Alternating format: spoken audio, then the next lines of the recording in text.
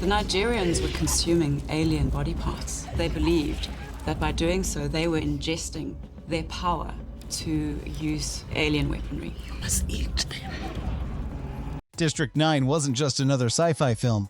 It was a $30 million movie made from the wreckage of a $145 million production that never happened, starring a man who had never acted before, shot in one of Johannesburg's poorest neighborhoods, and nominated for Best Picture at the Academy Awards.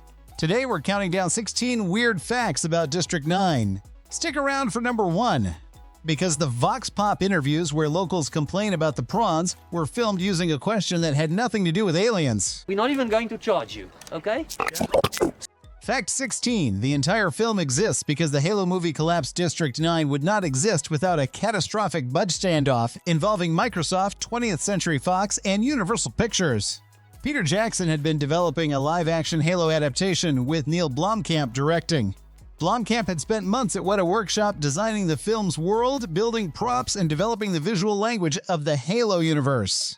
Then the budget hit $145 million and the studios blinked. Fox and Universal, co-financing the project, couldn't agree with Microsoft on profit percentages. The deal collapsed. The Halo film was dead. Jackson called Blomkamp and told him he was sorry, then offered him the Weta team, the same crew, and $30 million of his own money to make whatever film he wanted with no studio interference. The very next day, every artist at Weta switched from Halo to a project that had no title, no script, and no studio. What they built from scratch became one of the most acclaimed science fiction films of the decade. Fact 15. The film was based on a 6-minute short made for commercials before District 9 there was Alive in Joburg. A 6-minute short film Neil Blomkamp made in 2005 while working as a commercial director.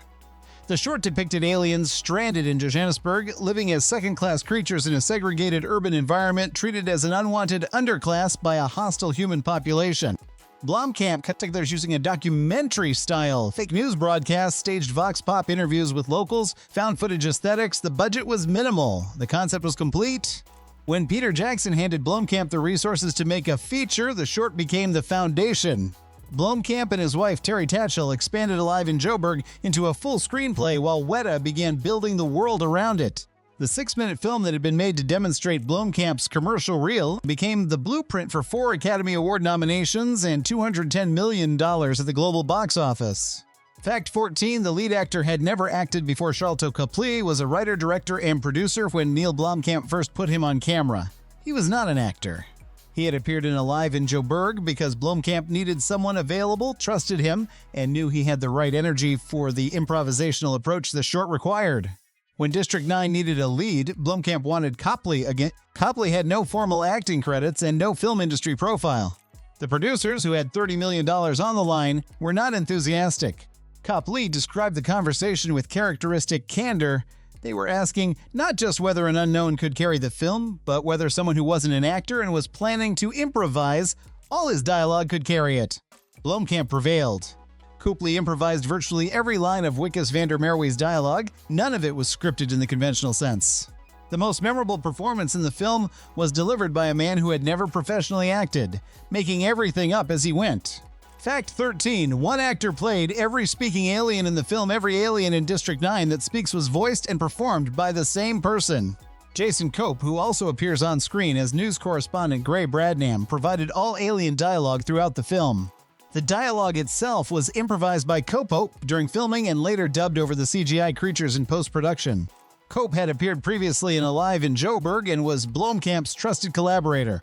The decision to use a single actor for all alien voices gave the creatures an internal consistency, a shared quality to their communication that made them feel like members of the same species rather than a collection of separately performed beings.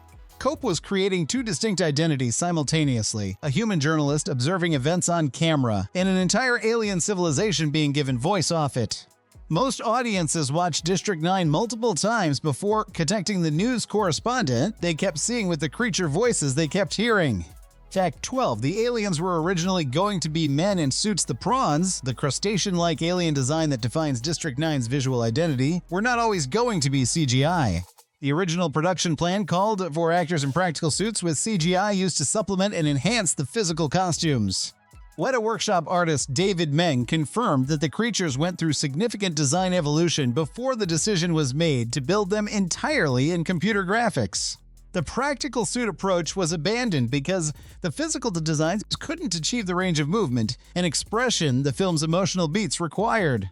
A creature that audiences needed to feel genuine sympathy for, one that needed to communicate grief, determination, and intelligence, had to be capable of subtlety that latex and foam couldn't provide. The aliens that appear on the operating tables in the lab are the only physical puppet elements in the finished film. Everything else that moves, speaks, and bleeds in District 9 is entirely digital. The budget that had been planned for a Halo blockbuster built a $30 million film's creatures entirely in computers. Fact 11, the film was shot in a real living shantytown. District 9 was filmed in Chiawello, a neighborhood within Soweto, Johannesburg, a real inhabited area, not a constructed set. The production filmed on location inside an actual living community, which gave the film its texture of genuine poverty and authentic human presence. As filming commenced, reality intervened in ways the production hadn't anticipated. The shantytown where the crew was working was demolished while they were still shooting. The actual community of Chiawello faced real displacement during the production period, an event that ran directly parallel to the film's narrative about forced relocation. Blomkamp has described the experience of filming a story about government-mandated removal of a vulnerable population while the real community around his cameras was being physically dismantled as one of the defining experiences of making the film. The allegory he had written was being enacted in the streets where he was pointing his camera. Fact 10. The title and premise came from a real apartheid atrocity. The name District 9 was drawn directly from District 6. A real neighborhood in Cape Town that the apartheid government declared a whites-only zone in 1966. Between 1968 and 1982, over 60,000 residents were forcibly relocated to the Cape Flats. Their homes were demolished. The land was cleared for white development. Blomkamp grew up in South Africa during apartheid and did not approach this history as a researcher. He experienced it as a child. The forced relocation of the aliens in District 9, the bureaucratic paperwork, the government officials presenting eviction as procedure, the casual dehumanization of the displaced was not constructed from historical research. It was reconstructed from memory. A film that American critics praised as an ingenious sci-fi allegory was, for its director, a direct translation of his own childhood landscape into science fiction terms. Fact 9. The Vox Pop Complaints Were filmed with a different question throughout District 9. Real South African residents appear in documentary-style interviews expressing frustration and hostility toward the alien population. The opinions are specific, personal, and authentically charged with the kind of language that comes from genuine community tension rather than scripted hostility. The reason the reactions are genuine is that the locals weren't being asked about aliens. They were being asked about Nigerian immigrants. The crew filmed community members responding to questions about real immigration tensions, the friction between native South Africans and the large Zimbabwean and Nigerian immigrant populations in Johannesburg. The footage was then edited to make it appear as though the same residents were expressing those views about the prawns. Real opinions about real people were reframed as fictional opinions about fictional creatures. The film's most uncomfortable documentary moments were not manufactured. They were borrowed from a different argument entirely. Fact 8. Nigeria banned the film. District 9 was banned in Nigeria. The Nigerian government objected to the film's portrayal of Nigerian gangsters and scam artists operating within the alien district. The film's Nigerian criminal characters, led by the figure of Obasanjo, who eats alien body parts in the belief it will grant him their powers, were considered a defamatory national stereotype. Nigerian immigrants living in South Africa are a frequent target of local hostility and are often blamed for increases in crime, which gave the film's characterization a real-world charge that the Nigerian government found unacceptable. The ban was formal and enforced. District 9 did not receive a theatrical release in Nigeria. A film that used the language of apartheid to discuss xenophobia was itself accused of xenophobia by the country whose citizens it had portrayed most unfavorably. The irony of that accusation against a film explicitly about the consequences of dehumanizing an outsider group was not lost on its director. Fact 7. Peter Jackson personally financed the development period when the Halo film collapsed. There was no studio attached to whatever Blomkamp would make next. No greenlight, no development deal, no infrastructure. Jackson personally cash-rolled the first part of 2007, paying out of his own pocket to keep the Weta design teams working while Blomkamp and Tatchell wrote the script. The film was developed entirely outside the studio system, funded privately, until it was completed enough to send out to Hollywood. QED International picked it up. TriStar came on board for distribution. Only then did the film have a conventional commercial structure. Jackson described his decision simply, he felt responsible for Blomkamp having moved to New Zealand for the Halo project, and when that collapsed, he wanted to make it right. He gave a first-time feature director $30 million, the best visual effects team in the world, and complete creative freedom. The film that came out of that arrangement was nominated for Best Picture. Jackson's guilt produced one of the decade's most acclaimed science fiction films.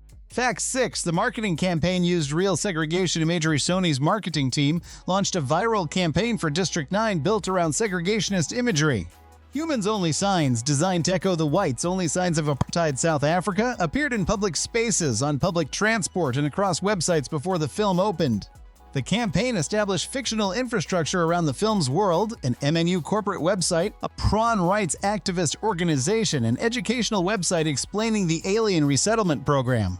The signs were placed deliberately in contexts where people would encounter them without knowing they were marketing material, designed to create discomfort before the audience understood what they were looking at. The references to apartheid's actual visual language were intentional. The signs that had been used to enforce real segregation against real people were being repurposed to sell a film about fictional segregation to an audience that, for most of the world outside South Africa, had never seen those signs used in their original context. Fact 5. The transformation plot was recycled from the Halo film, the central narrative device of District 9. Wicca slowly transforming into an alien after accidental exposure to a biological fluid beginning with his arm was not originally developed for this film. It was developed for Halo Chronicles, the Peter Jackson-produced Halo project that Blomkamp had been attached to before the budget collapse. The transformation concept had been part of Blomkamp's Halo development work and carried over into District 9 when the new project was built on the ruins of the old one.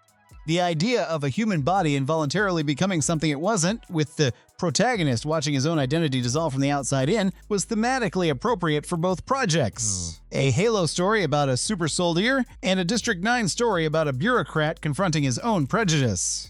The body horror at the heart of District 9's most unsettling sequences was born in a Halo development room in New Zealand.